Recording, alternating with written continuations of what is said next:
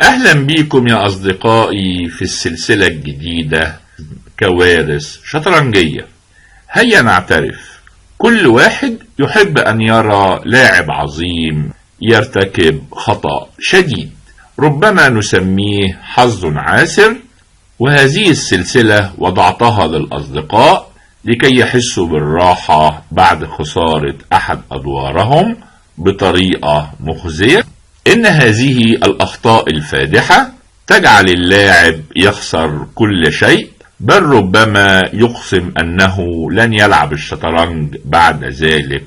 يقول أحد الجراند ماستر المشهورين: هل تعرف كم عدد الأخطاء الفادحة التي ارتكبتها؟ إنها لا تعد ولا تحصى. لقد أخذت كش مات، ومرات عديدة نسيت أن أخذ قطعة منافسة، بل خسرت أدوارا كنت فيها متفوقا بوزير كامل. ولكن من أنا أمام أبطال العالم؟ إنهم تعرضوا مثلي لهذه المواقف، وهذه السلسلة ستوضح لك أشياء ربما تضحك عليها من قلبك. أهلا بأحبائي، في الفيديو ده هترى ما لم تراه من قبل. كارلسون في النقلة 17 بيرتكب خطأ فادح للغاية أمام جراند ماستر مغمور جونز جوين، ولعب النقلة الكارثية G4 اللي بتخسره قطعة فورا. لاحظ ان الكمبيوتر اعطى الاسود +2 بعد هذه النقلة، اي انه في طريقه للفوز ببساطة، ولكن المفاجأة هي نتيجة الدور.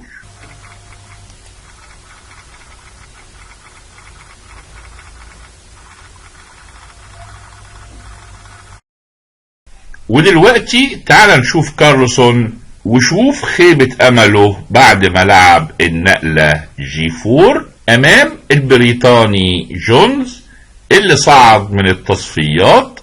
لاحظ ان كارلسون كان متأخر بنقطة عن المركز الاول، وخسارته مثل هذا الدور تخرجه نهائيا من المنافسة. لكن كما يقال اديني عمر وارميني البحر. وفي نهاية الدور هسألك سؤال عاوزك تجاوب عليه في تعليقاتك. يلا نشوف الدور. كارلسون بالابيض وبدأ E4 ورد جونز C5، الدفاع الصقلي، نايت F3 D6 D4 CD4 نايت D4 نايت F6 نايت C3 G6. تفريع التنين، وده تفريع نشط للغاية وجونز خبير فيه، بل وضع فيه كتابين. ودلوقتي كارلسون لو عاوز يلعب دور بسيط بيلعب بيشوب E2 ويبيت في جناح الملك، ولكن اختار التفريع الشرس بيشوب E3، وده بيسمى الهجوم اليوغوسلافي. بيشوب G7 F3 نايت C6 كوين D2. كارلسون عاوز يبيت في جناح الوزير، والاسود بيت في جناح الملك وكارلسون في جناح الوزير. ودلوقتي الملكين كل منهم مبيت في جناح، ولذلك خطة الابيض هي دفع البيادق في جناح الملك، بينما الاسود بيهاجم في جناح الوزير. D5 كوين E1 E5 طالب الحصان، نايت C6 BC6 ED5. ودلوقتي الاسود ممكن ياخد بالبيدق او ياخد بالحصان، ولكن اختار ان ياخد بالحصان، ووضع الحصان في وسط الرقعة وبيفتح الطريق للفيل لاحتلال الوتر الطويل.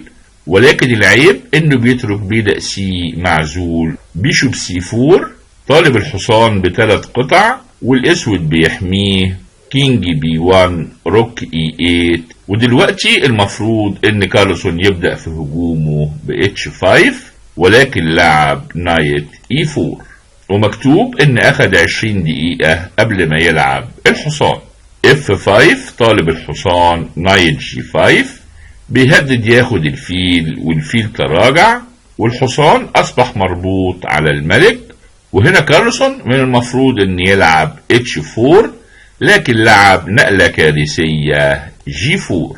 وبعد ما لعب هذه النقلة حط راسه بين ايديه نادما، لانه في كل التفريعات هيخسر قطعة بالنقلة F4. طالب الفيل وبيقطع حمايته عن الحصان اللي الوزير طالبه، ولابد ان يخسر قطعة، وبالفعل لعب H4 FE3 كوين E3. بالطبع الحصان ما يقدرش ياخد الفيل لانه مربوط على الملك، ودلوقتي كارلسون خسران قطعة بعد النقلة 17.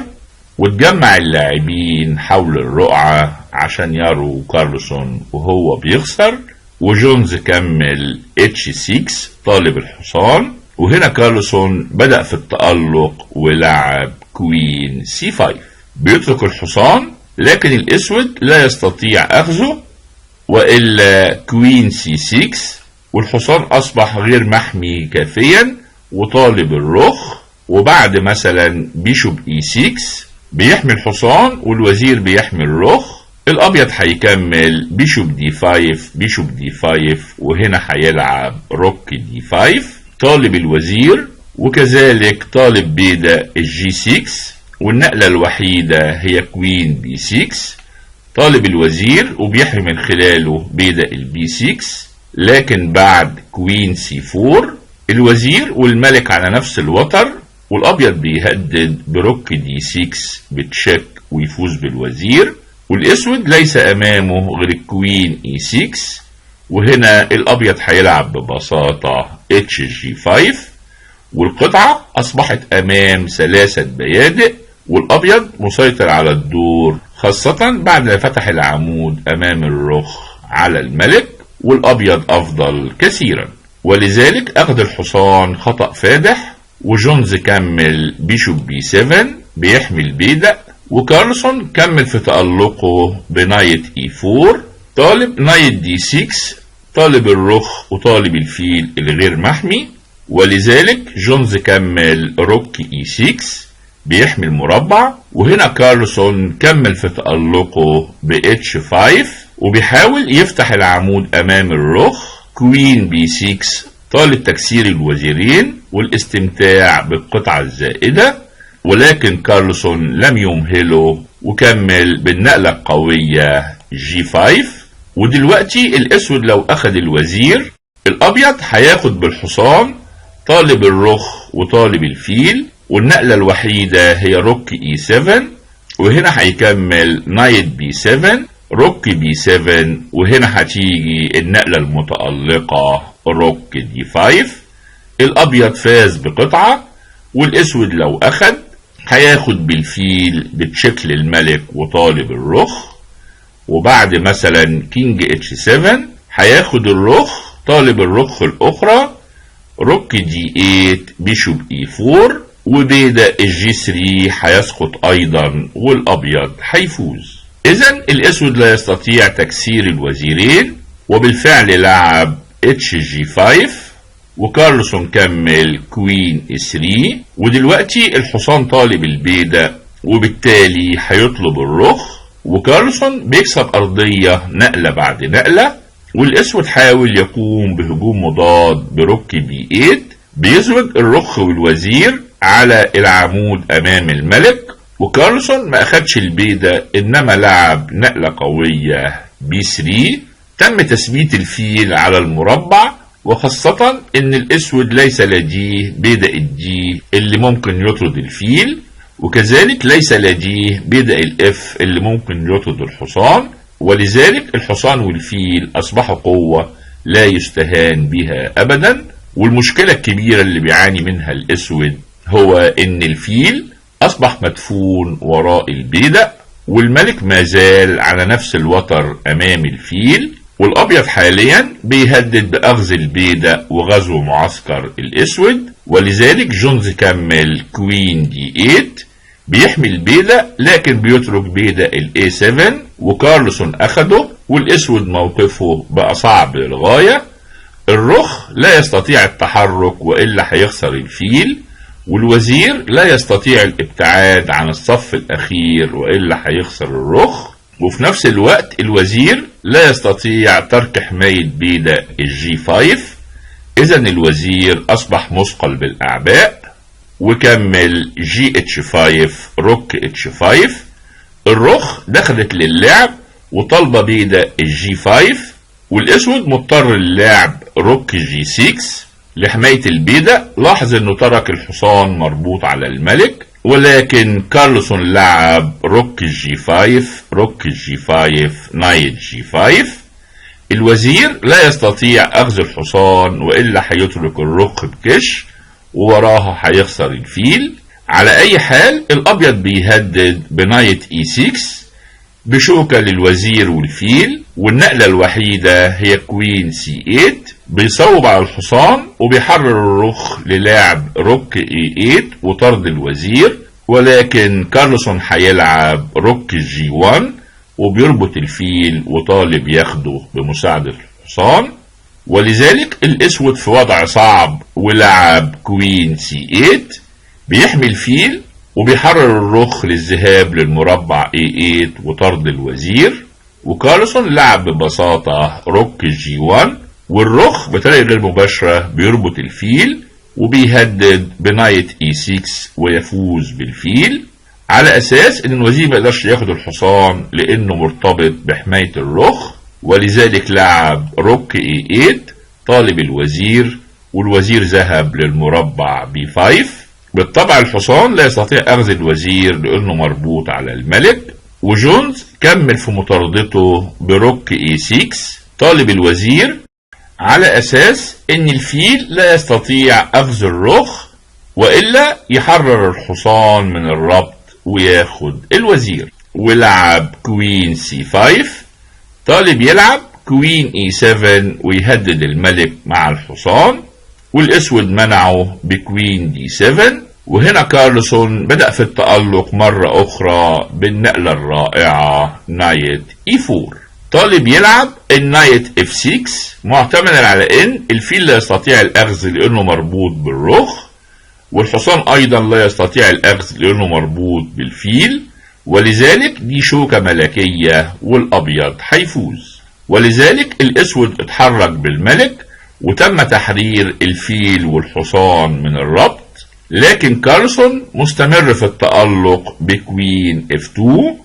طالب يلعب كوين H4 تشيك، والملك لابد أن يعود للمربع G8 والقطعتين مربوطتين، وكذلك الأبيض أصبح بيهدد بالفوز بالفرق، ولا يستطيع الأسود إنقاذ الرخ وإلا هيخسر فورا بكوين H2 تشيك كينج G8 نايت F6 تشيك، والفيل والحصان مربوطين، والأبيض هيفوز بالوزير وهيفوز بالدور.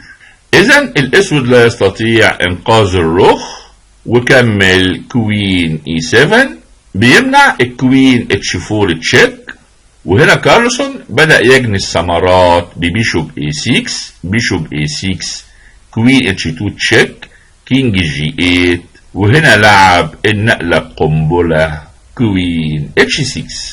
بالطبع الفيل لا يستطيع أخذ الوزير لأنه مربوط على الملك، لكن الأهم أن الأبيض بيهدد بأخذ بيدق C6 وتهديد الحصان وتهديد الفيل، والأبيض هيفوز. ولذلك الأسود لعب كوين A7 بيحمي الفيل وكذلك بيهدد الرخ، وكارلسون ترك الرخ ولعب كوين E6 تشيك كينج F8، ودلوقتي جت الضربة القاضية الروك G5.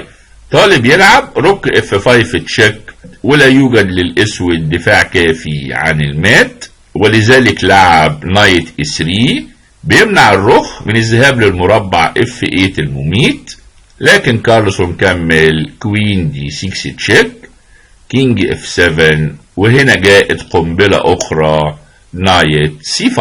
له أكتر من تهديد، مثلا أخذ الفيل ثم لعب كوين D7 تشيك والفوز بالفيل، وكذلك بيهدد بكوين E6 تشيك والمات في الطريق. وله أيضا تهديد آخر هنعرفه بعد قليل. على أي حال الأسود دافع عن الفيل ببيشوب C8 بيمنع الوزير من الوصول للمربع E6، لكن هنا جاءت الضربة القاضية. يا ترى ايه هي؟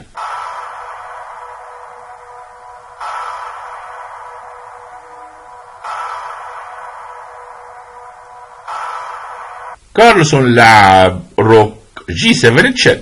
بالطبع الملك لا يستطيع تجاهل الرخ وإلا هيخسر الوزير ولازم يقبل التضحية، وهنا بتجي كوين E5 تشيك بشوكة للملك والحصان، اللي حصان الأبيض مانع حماية الوزير له. وبعد كينج F7 كارلسون أخذ أيضا الحصان وأصبح متقدم ب3 بيادق في طريقهم لمربع الترقية، ولا يوجد فائدة من المقاومة، ولذلك جونز سلم. الدور ده ادى دفعة كبيرة لكارلسون وكمل كل أدواره فائزا حتى فاز بالبطولة في النهاية، ولكن جونز كسب انه دخل التاريخ. ودلوقتي هل تستطيع ان تعرف هل هذه النقلة نقلة كارثية أم هي نقلة متألقة بتعطي الفوز للأبيض؟ ده السؤال اللي عليك تجاوب عليه، ومنتظر تعليقاتكم. وإذا أعجبك هذا الفيديو من فضلك سجل إعجابك واشترك في القناة وشارك بتعليقاتك.